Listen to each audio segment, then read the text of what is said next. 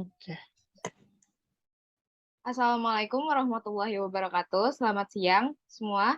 Perkenalkan kami dari kelompok 9 ingin mempresentasikan merek dan karakteristiknya.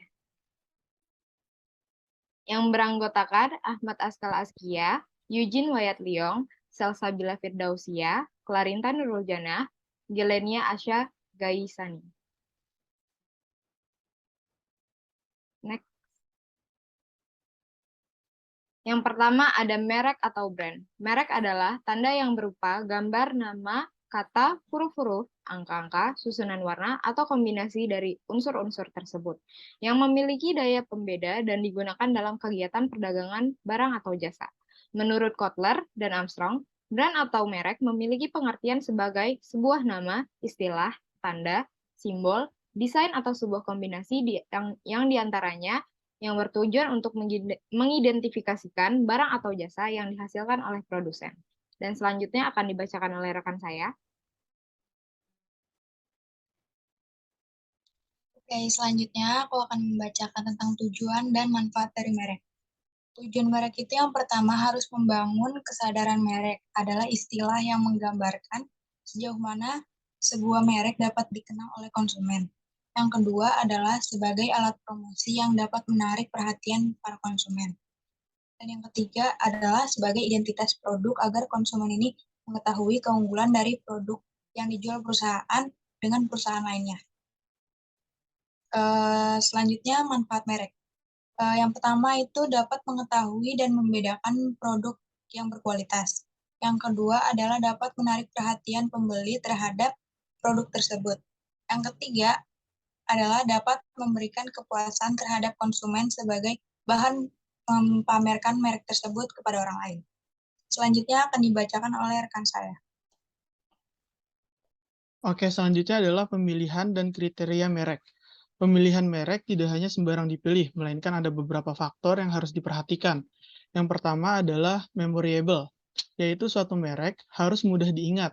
Yang kedua, meaningful, atau merek juga harus memiliki makna. Yang ketiga, transferability, yaitu produk bisa juga digunakan di berbagai daerah. Yang keempat, ada adaptability, merek bersifat menyesuaikan agar dapat dikembangkan dan disesuaikan. Yang kelima, ada protectability, yaitu suatu merek harus bersifat aman, menyesuaikan hukum yang berlaku di Indonesia. Adapun kriteria merek tidak jauh berbeda dengan pemilihan merek. Yang pertama, harus mudah diingat, karena merek dibuat untuk memudahkan konsumen mengingat dan mengucapkan simbol, logo, dan nama merek yang dibuat. Yang kedua, mempunyai makna. Merek yang dibuat mengandung makna atau penjelasan dari produk tersebut dengan harapan makna ini dapat menarik perhatian konsumen. Yang ketiga, menarik dan lucu dengan tujuan dapat menarik perhatian konsumen. Yang keempat, fleksibel. Maksudnya, merek dapat mudah dimengerti dan mudah diterima oleh konsumen agar tidak terlalu sulit diterjemahkan. Yang kelima, legal. Merek harus sah menurut hukum dan undang-undang yang berlaku di Indonesia. Selanjutnya akan dijelaskan oleh rekan kita. Di sini saya akan membahas tentang loyalitas dan fungsi merek. Kremler dan Brown pada tahun 1997 menyatakan bahwa loyalitas konsumen adalah konsumen yang tidak hanya membeli ulang barang dan jasa, tetapi juga mempunyai komitmen dan sikap yang positif terhadap perusahaan jasa. Misalnya dengan merekomendasikan orang lain untuk membeli. Definisi ini menempatkan loyalitas sebagai sebuah komitmen, sikap yang menghasilkan 4 kemungkinan loyalitas, yaitu loyal, loyalitas palsu atau pura-pura, loyal yang tersembunyi, dan tidak loyal. Selanjutnya ada fungsi pengenal untuk membedakan hasil produksi dari seseorang atau beberapa orang secara bersama-sama melalui badan hukum sebagai alat promosi dan dapat mempromosikan hasil produknya dengan menyebutnya merek. Fungsi dari merek itu sendiri antara lain identity, yaitu sebagai identitas merek agar mudah dikenal oleh masyarakat. Yang kedua ada trust, yaitu konsumen mendapatkan kepercayaan dari merek itu sendiri. Yang ketiga ada sebagai penentu kualitas dari suatu barang atau jasa. Dan yang terakhir adalah sebagai sarana promosi dari suatu perdagangan. Selanjutnya akan dilanjutkan oleh rekan saya. Oke, selanjutnya ada karakteristik merek.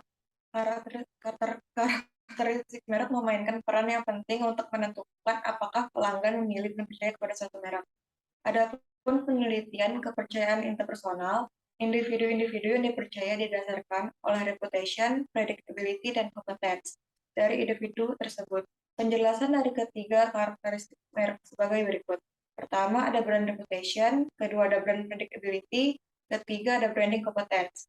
Selanjutnya ada kesimpulan dari kelompok kami, yaitu merek adalah suatu hal yang sangat penting bagi sebuah produk, di mana merek dapat memberikan nilai tambah pada produk tersebut, dan merek bukan hanya sebuah nama saja, melainkan juga sebagai identitas produk yang dapat membedakan antara produk satu dengan yang lainnya.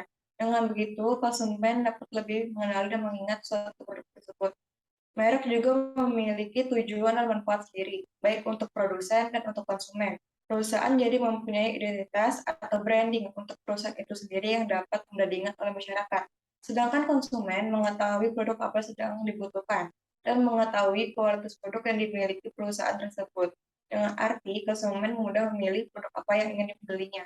Merek juga memiliki karakteristik yang harus diperhatikan dan dipertimbangkan sebelum menentukan atau mengesahkan suatu merek tersebut, agar merek tersebut dapat membantu tujuan perusahaan. Selain itu, perusahaan juga harus memperhatikan undang-undang yang berlaku di Indonesia.